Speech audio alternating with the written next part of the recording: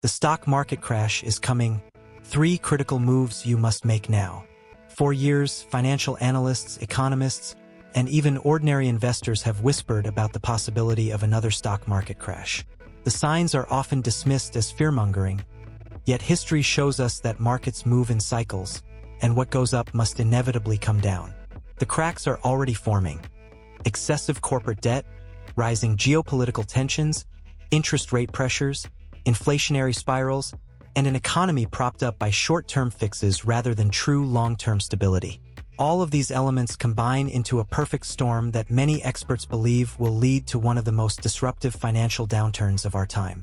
If you're not paying attention, the consequences could devastate your wealth, your retirement plans, and your financial independence. But if you know how to prepare and act decisively, you can not only protect yourself but even thrive during the chaos.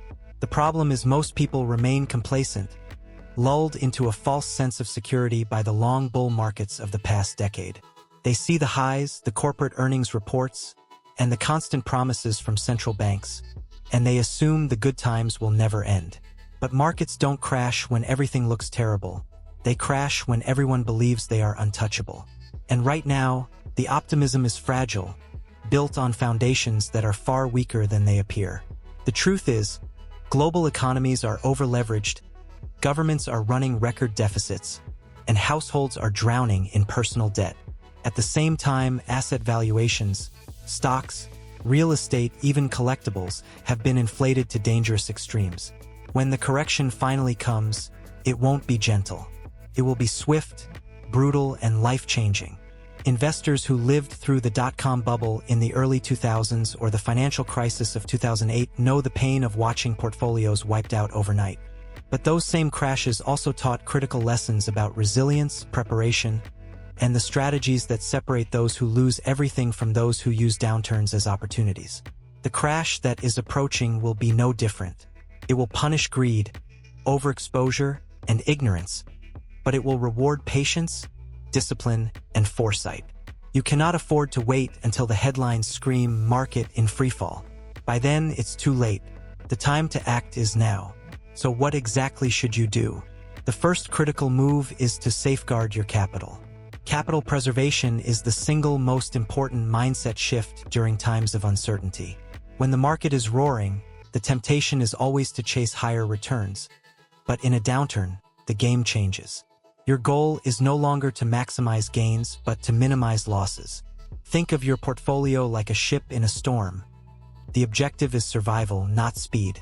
That means reducing exposure to the riskiest assets, trimming positions that are highly leveraged or speculative, and increasing your holdings in safer, more liquid assets.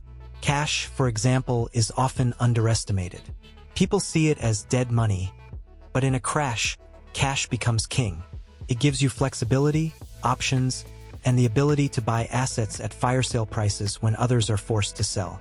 The second critical move is to diversify beyond the traditional stock market.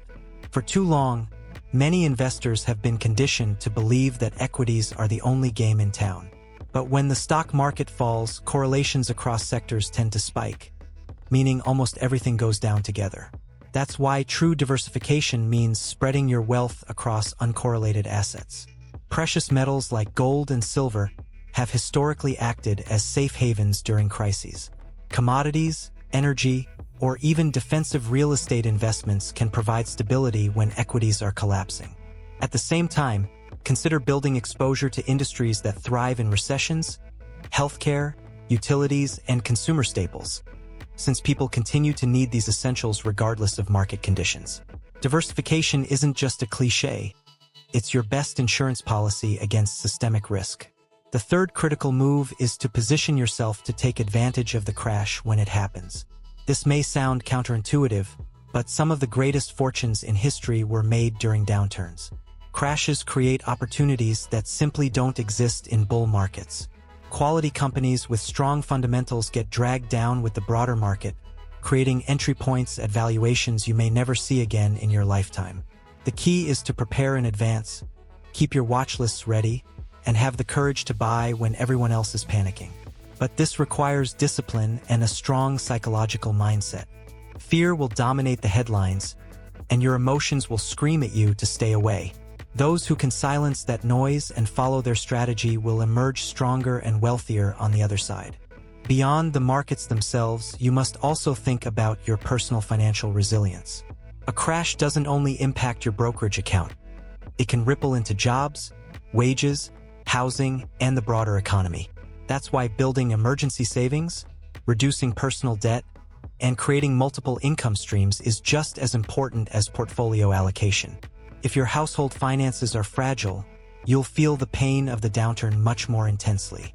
On the other hand, if you've prepared by lowering expenses, building reserves, and establishing side hustles or passive income sources, you'll have the confidence to navigate the storm. Crashes always expose the weakest points in financial systems, and households are no exception. Make sure yours can withstand the shock. The danger of ignoring these moves is severe. History shows that those who take a wait-and-see approach are almost always too late. They watch the markets fall 10%, then 20%, then 30%, paralyzed by fear, telling themselves it will rebound. But by the time they capitulate, they've already suffered devastating losses.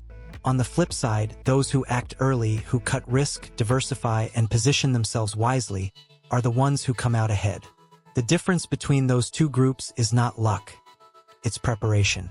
Ultimately, the coming stock market crash should not be seen purely as a disaster but as a test. It will test your financial discipline, your patience, and your courage. It will test whether you've been lulled into complacency by years of easy money or whether you have the foresight to take responsibility for your future. Crashes are painful, but they are also cleansing. They clear out the excesses, reset valuations, and create new opportunities for those ready to seize them. If you've read this far, you already know what needs to be done. The signs are there, the warnings are loud, and the time for excuses is over.